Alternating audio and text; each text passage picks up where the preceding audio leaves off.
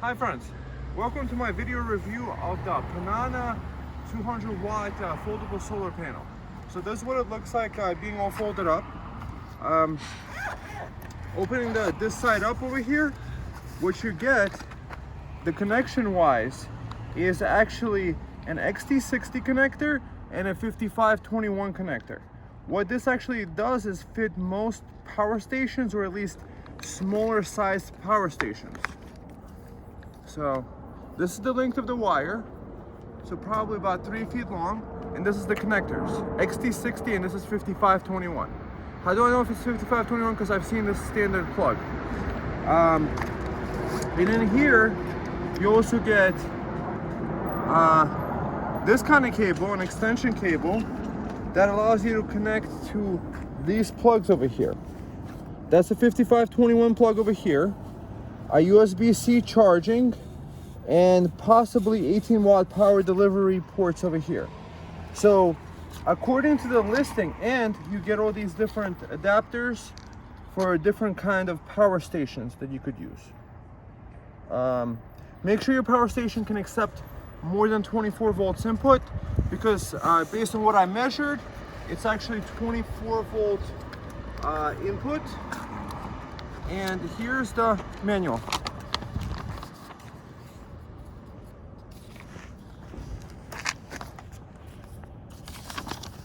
So what do we have? Max power 200 watts, voltage P max, voltage 1812, and open circuit voltage 2344.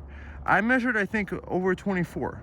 Short circuit current is 12.37, gross weight is 7.29, and this folded size, they should have also given centimeters. This is where, so first of all, first criticisms from the solar panel is this, is that you guys should use MC4 connectors, because that's a standard for everywhere. I have adapters for everything. So I actually brought out an XT60 to an Anderson connector. So this is what they look like folded out over here. So check out the back. Setup is actually pretty easy.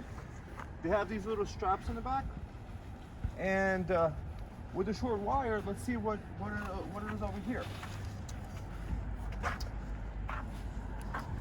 So connecting this voltmeter over here, you see 23.32. So it's actually pretty accurate to the short circuit current that we have. Voltage open circuit. Voltage open circuit means that when you don't have a panel connected to anything, it has the highest voltage possible that it could produce. So if you have too high of a voltage and you send it to a power station, it could actually make it not work. This power station is designed to take up to 30 volts DC. So 23.20 is fine. So make sure your power station doesn't need more than 24 volts. So I have an input. Let's plug it in and test out each solar panel. Why do I have so many set up right now? Is because I decided to quickly test out each panel and how much it produces in this winter sun, which is low in the sky. Today is December 2nd, so it's probably one of the lowest points in the sky, and it's producing about half, 104. So here in the northern hemisphere, you might actually, on this guy over here, what does it say? It's saying it's getting 117. So either this guy is incorrect or this guy might be more correct. So on here, you probably can't see it on the camera because it's too occluded by the sun. So between 104 and 117. So far so good.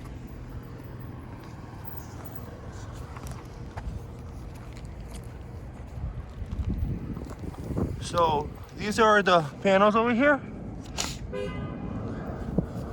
Quality wise, well, it's a cheap panel. It is $135 for 200 watts. So it might be bigger than the standard size, and we're getting an input of 101. Meanwhile, over here on the power bank, it's saying 113. So let's just say what this guy is taking in at 113 is probably the correct one. Let's just say that, because I don't know if the power meter is incorrect or that other guy. Let's just say it's 113. What can I say thus far? I did have to get these converters. So I had to convert this yellow one into the Anderson connector, which I have Anderson connectors for everything. You see Anderson here, Anderson everywhere. 5521 to the Anderson connectors. So the basic reason is I'm going to test out these 5 panels and see if they're all producing at least this 100 watts baseline that we have, with the sun low in the sky, slightly hazy on a December day. So this is what you should probably expect, not more. Also, this power station is 83% full, so maybe it can't take in the full juice anyway. So this is one of those things. You would probably get about that here too in New York. So we'll get to the next part of the video now. So now testing this solar panel, we're getting at least this 100 watts. And if we could see on this bank, we're getting at least 100 watts over here. Or yeah, I guess a little overcast in a second. Down to 43. Well, we're getting at least the baseline of about 100 watts. Now it's 1 to 15. So it's bouncing around. Okay. Oh, even 148.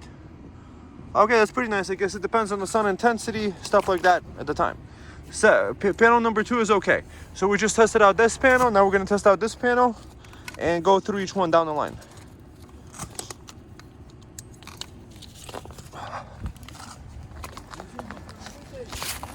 Работает. Надо проверить сейчас, потом и сдать, если не работает. Из-за этого я сейчас проверяю, 5 минут я вас отсюда уйду.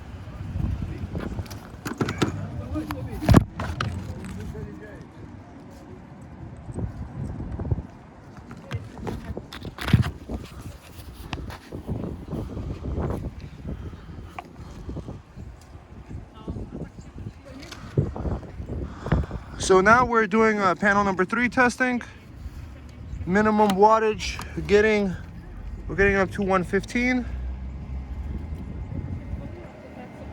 So this is a summer day. If you guys live like in Arizona or in Florida, you probably would get better results. So 3 out of the 5 panels are great. Going down the line, we're gonna see that they all work, and I'll give you my conclusions. So testing on panel number 4 out of 5. We're getting that 84, 80, 87, 86, 116. That's nice. And what are we getting on the bank?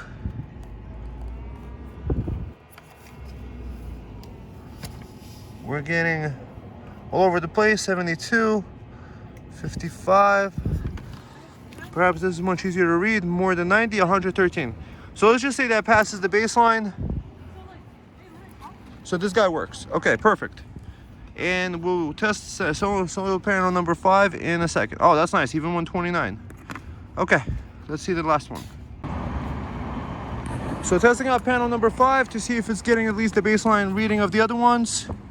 66, 71. It is slightly hazy right now. Slight haze, you know, a cloud in the sky.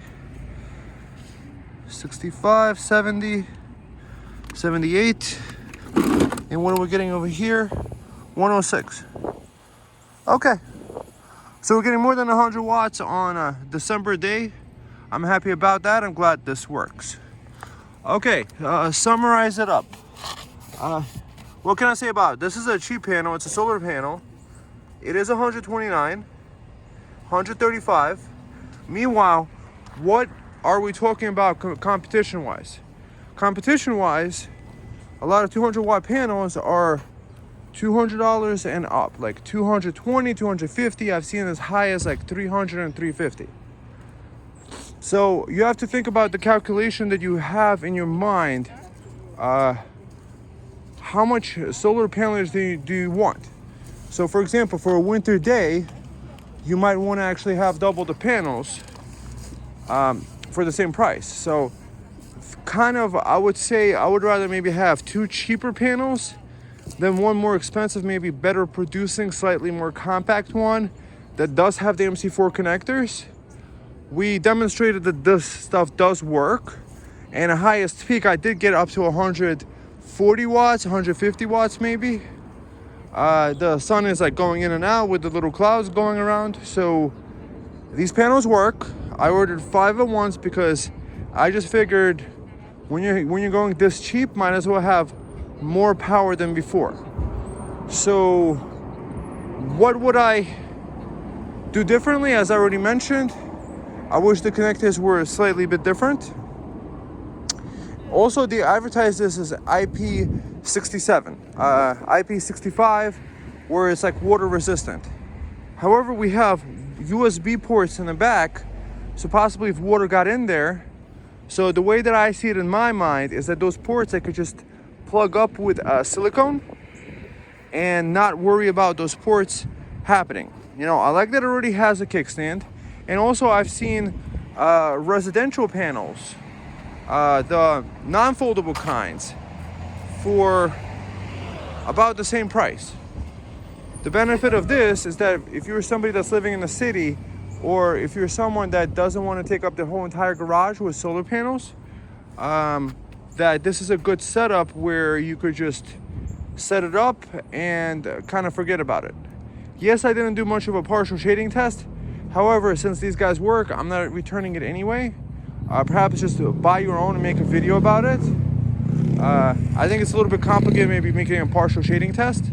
Maybe I should do that for a second. Let's see what, if I fold up half this panel like this, what will it produce? Will it produce 50 watts? Let's just see. Let's just see how this works. What is it producing now? 55. Okay, so partial shading test works. So now we know that you could partially shade half the panels and you get half the power output to your power station, which is kind of good. So you don't worry about kind of a tree or something shading it. You could probably buy parallel connectors of, that's I believe XT60 connector, where you could take multiple XT60 connectors and make one output. And one of those things, guys, you got to figure out these power stations. These power stations can only take so much input. This power station can take up to 200 watts input. If you connect it to a 100-watt power station, that's the maximum it could take. However, you still might want to connect 2 panels because you'll know that even during shady conditions, you're going to get those at least those 100 watts. So the way that I calculate with solar panels, in my experience with them, is that usually they have about half the power coming in that you expect it to have. So always have more panels. 55. Okay. So it's at least reasonably partially shading, like half the panel. So obviously what it is set up, if I understand it correctly, is that these are 4 panels or 50 watts and they're connected in parallel. Plus to the plus, plus to the plus, plus to the minus, minus to the minus, to the minus, to the minus. So that means is that perhaps for shade tolerance, this is actually a very nice setup. The way that I consider it like this is that some solar panels you put like shade on half of it, then the output drops down like by 80%. So I believe there is a benefit to that, and I do like the 135 Panana deal. However, you have to also watch out for these deals too, because I've reviewed a few solar panels that are not here anymore. The company sold their solar panels too cheap, and they had a quality solar panel. One of my reviews is for one. They have all funny names, but the Panana is really cool. It's like rhymes with banana and really easy to remember. So overall, that's a good setup. I'm liking this idea over here is that, for example, if you have one of these Victron 70 amp charge controllers, the way I have it pre-set up is with these Anderson connectors, where I can connect up to 5 in parallel. The benefit of connecting your own power system through these power bricks, we didn't do it this way because I didn't have Anderson connectors. I had MC4 to Anderson. It's already a pre-made cable, already prepared. However, when it came out, I was actually expecting that it had an MC4 connector. So in some certain ways, it's kind of it's a hit and a miss here. The opportunity that hits out the ballpark is that it has a few standard connectors. Likely this company probably has its own power station that has these 2 input connectors, and that's what it requires. However, you have to be looking at a power station probably that's 600 watts or higher, because some power stations can't handle more than 24 volts. Like for example, while it's operating, it's actually operating at 18 volts. So you don't want that voltage, VOC, voltage open circuit, to break the MPPT controller on your solar generator. So overall, that's the benefit of this guy, because this guy can accept up to 50 amps parallel, this guy. And with these batteries, you can parallel, you could put multiple things. So you could get this guy, and then when you have more and more solar panels, you could connect them. And technically, this is a portable system where you have a rapid shutoff to the battery, like in case you need to shut off the connection to the battery really easily. And it has up to 50 amps input. We have to understand that different solar generators, let's say if they have a 500 watt input and it's let's say 10 to 48 volts input, in order to get the full 500 watts, you need to send the full, you need the higher voltage. So these panels are 18 volts.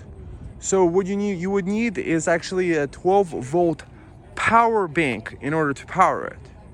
So what I recommended, I would say, because 5 out of 5 of them actually do generate the power, do generate at least the minimum rated power that each one is. So none of them was generating half the power or less than that. It has a standard power parameter. I like that I could have 5 foldable suitcase solar panels that I see the use case of it is to throw it in your trunk and have a quick setup that you're not really worried about the expensive panels, because these 200 watt panels, I told you, like, they could be $250, $300, $350, $400. It depends if you go with the EcoFlow. Those are super expensive. However, a solar panel is a solar panel. So the way that I see it like this, okay, so you pay $250 and you got 10 watts more. So instead of 100, it's produced 110. I'm just giving you theoretical numbers. So let's say even if it's a higher quality panel. Yes, it might be more compact. It might be 1 inch more compact on each side. However, is that really worth that, or would you rather have 2 panels? So the thing to consider is that you would need to actually figure out the connector. So you could buy these on Amazon. This is an XT60 to red and black. So you can easily splice on Anderson. I have an Anderson connection making video. I just have a standard connector for everything. So for these guys, I'm gonna have to buy a 5-pack of these, or 4-pack, since I already have 2, or yeah, a 3-pack, to just convert it to the Anderson, and then I'll be able to be golden in order to do it. However, if it did have MC4 connectors, it's actually easier to parallel them, because if it had 4 MC4 connectors, it would be able to, you would just use a branch connector. However, converting this guy back from this connection to an MC4, it doesn't make sense. Might as well stick with the Anderson, because what's nice about the Anderson is that it can't be reversed. You can't plug in the wrong polarity on the end. The cable could have, I guess, been longer. However, you do get what you pay for. Did I get a 200 watt panel? Yes, I did. 200 watt panel in optimal conditions. So you guys get this panel, and if you're like in Arizona or someplace like that, or Las Vegas, you guys get sun probably 300 days out of the year and no clouds, you would probably fare much better. You might be producing 150 watts all the time, or maybe 180. I don't know. But the way that I see it is, because I'm testing in December, I'm looking at the worst case scenario conditions and just do the calculations from there. That's the way that I see it. I just say it's better to over panel than under panel, because clouds do come around, and you want to be prepared for all situations. And what's nice about this is that I can fold this up, throw this under my bed, throw this in my trunk, and set it up anywhere I need to. It has the kickstands already pre-built. You can't do that with a rigid solar panel, and those could be just the same price or more expensive. So isn't it cool that portable solar panels are about the same price? Yes, probably this won't last as long. However, do we really need it to last as long? And possibly, I've seen Hobotech, shout outs to Hobotech, Professor Hobo, where he had a foldable solar panel that he had in his driveway for years, like one of these cheap ones, 100 watts. It still works years later, sitting it out in the Arizona sun for years. So that's what's nice about the solar panel tech. I mean, it could last for years, and if it works, it works. So in this situation, I'm really happy with the buy. Yeah, so that's one of those things. The listing could have actually had the open circuit voltage. It could have shown the cables better. But this is why I'm making this review video, because, you know, maybe others haven't. And I'm scouring around Amazon to see, like, if there's a deal to be had. And if there is a deal, I'm happy to share it with you guys. So if you haven't thumbed up yet and subscribed, please do. And I'll see you in the next one. Have a great day. Bye-bye.